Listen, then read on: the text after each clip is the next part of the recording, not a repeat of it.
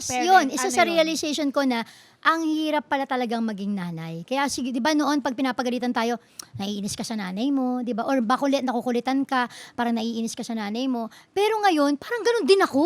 Ganoon din ako sa anak ko. Kaya siguro I'm sure naiinis sila sa akin, parang para din ako nanay ko. Pero na-realize ko talaga, ang hirap-hirap maging nanay. Alam niyo po kung bakit paulit-ulit ang nanay, 'di ba? Bakit po? Minsan sabi Sige nila, nga po. ang kulit ng mga nanay. Kasi nakikita namin, hindi nyo naman kami pinakikinggan. Hindi nyo ginagawa eh. Di ba? Ang galing! Sinabi sa akin ng mama ko yan. Nag-ano siya, Oo, nag-flashback. biglang ganun. Alam mo bakit lagi ako nagalit sa'yo? Hindi ka kasi nakikinig. Yes.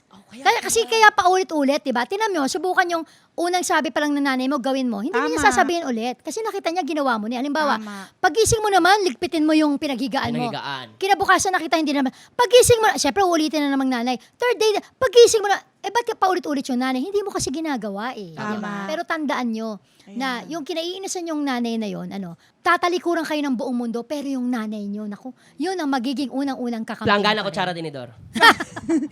Totoo po yan. Ang ganda nun. Totoo Ako po yan. naman, gusto ko lang din i-share para sa mga nanay din na nakikinig. At sa lahat ng magulang, na kahit anong mangyari, kahit hindi mo kasalanan, pag may nangyari sa anak mo, feeling mo kasalanan mo.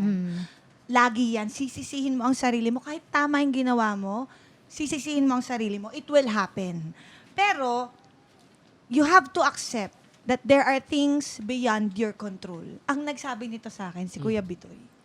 Kasi dati sa taping, umiiyak ako lagi pag hapon na hindi pa ako nakakauwi.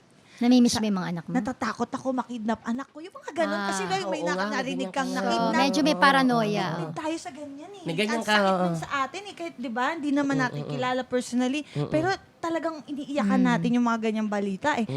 So, paano kung mangyari sa anak ko? Gusto ko na umuwi. Gusto ko dun lang ako. But, you have to like accept that there are things beyond your control at kailangan lang talaga mayroong kang kapitan.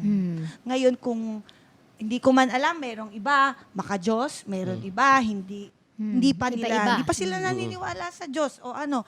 Pero kailangan kang mag-hold on to something. Pero Yes. ako ang nag-work para sa akin, yung dasal, kahit random kinakausap mo lang si Lord, na kahit hindi ka mag-sign of the cross, kausapin mo lang, ay nako Lord, pagod na pagod ako. May 20 pesos ka ba? Teka lang, uy. Sabi Yung ganon. Ganon lang yung mga simpleng bagay. Masaya yan. Uy, makulit si Lord, ha? Ha? Baka naman meron ka dyan. Baka na meron ka dyan. Okay, at saka actually, it wouldn't hurt, yung lalo kung magkakasama naman kayo sa bahay, di ba? Yung just a simple prayer of the whole family. Kasi sabi mo nga, kailangan ng kakapitan, di ba? Yung faith, at syempre yung panalangin, and then leave it up to Him, di ba? Yes. Hindi mo na alam eh. Perfect. Kung ano Wala mangyayari. talaga eh. Perfect. Yes. Lalo na pag lumalaki. Buboy. Ito. Any last word? Para mamamatay. Words naman! Para naman mamamatay na. Hindi, ang ibig sabihin, Words? meron ka bang gustong pabao? Oo, yun. Tayo Yes. magdako sa napaka-exciting na part. Para sa mga tatay na lang din. Ayan. Para sa mga tatay. Alam ko na matigas tayo, pero lagi natin tatandaan, makinig tayo sa misis natin. To be honest, late ko na rin yan na-realize eh. Ngayon ko na lang sabi ko sa sarili ko na makikinig ako sa kanya kasi wala namang siyang sasabihin na hindi ko ikabubuti. Hindi lang para sa akin, Sa mga para bata. din sa mga anak. Yes. Actually, more of nga yun para sa... Totoo hindi nga naman. yun personal ng wife. Most of the time. Yeah. I'm so happy and proud of you, Boboy, na na-realize mo na yan. Yes po. Matagal na po, since birth. Charis! Ayun. Oh. At dahil po Oo. dyan, papasok na po tayo sa napaka-exciting part. Ano? Aha. Are you ready po, ate? Ba't parang napaganon din siya? Ano yun? Pero Parang kinabahan ako eh. Nang gumano siya. Ito po yung pinaka-inaabangan din po natin mga nanonood at na listeners. Ang Executive Whisper. Oh, executive. Ang Executive Whisper, meron po kami mga itatanong po sa inyo.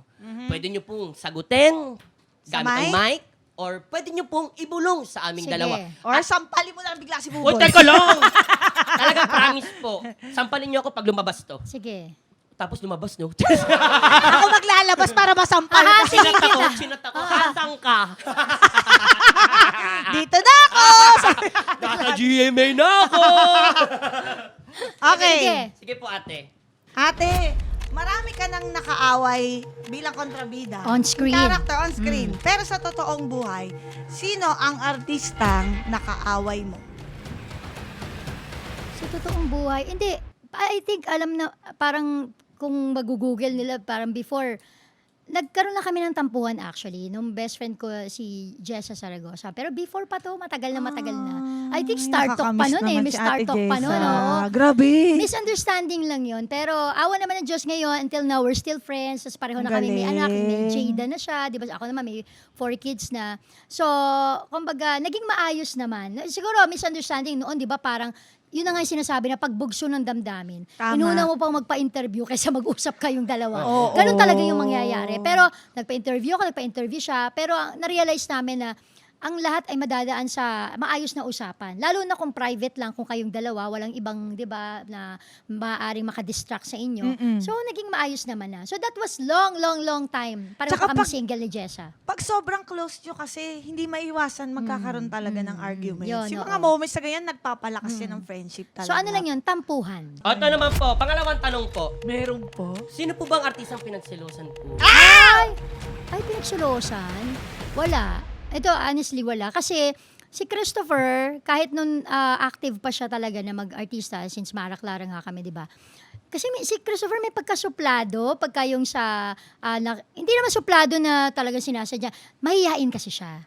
So, Parang introvert. Oo, may Pagka pagka-introvert siya. nonchalant. So, hindi siya yung ganun talaga na masyadong madaling ma-relax kagad sa mga co-stars, ganyan. So, sa mga colleague niya, o kasama niya sa taping. Kaya ako, I'm very secured. Alam kong si Christopher, hindi siya masyadong Mr. Friendship, Mr. Congeniality, hindi katulad ni Buboy. Opo! Ay, hindi pala.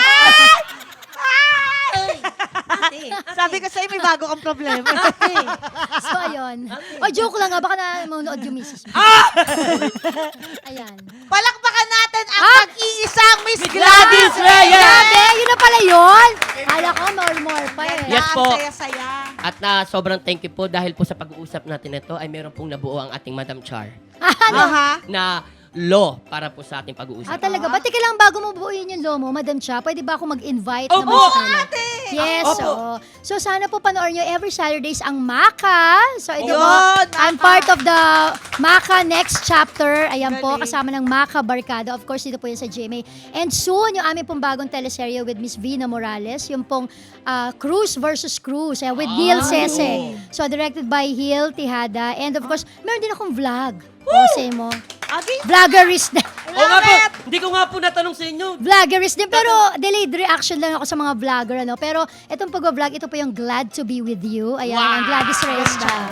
Oy, sana ma-invite ko rin kayo. Game dun, ako dyan. Yes, Alam ayan. niyo po, gusto ko po sana matry talaga. Hindi po ako magaling mag-hula hoop. Yun pa. Sayang, Oo di mo ako nga. pinagdala today.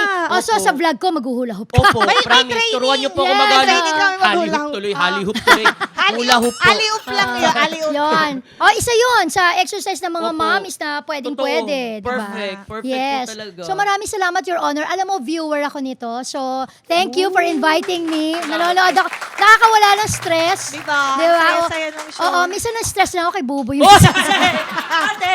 Hindi, joke lang. Pero napakahusay na artista rin yan. And of course, Charis, thank you. Thank you, ate. Love you, ate. Yes, thank you. It's an honor. Nandito po kayo sa Your Yes. Honor. Thank you, Your Honor. Yay! At dahil po dyan, ilalabas po namin Yan. ang aming law. Go, Madam Ang Char. tamang disiplina lang, law. Ang pagdidisiplina ay hindi lianera. Aha. Wala yung isang hulma. Hulma. Pwede gentle, pwede tough. Ang importante, love ay enough. Naiyak ka. Totoo, yun ang ganda nun ah. Oo, in fairness, gusto Ganda. ko rin yun. nun. Parang feeling ko favorite ko na rin na natin yun, law yun. At dahil dyan, Ate Gladys, maraming salamat po sa pagpapaunot niyo po sa amin. Sobrang Sa thank you, Your ate. Honor. Anytime, anyone, anyhow. Halika manood at sumigaw. Anywhere in the world, everybody in the house. Click and subscribe now. You know.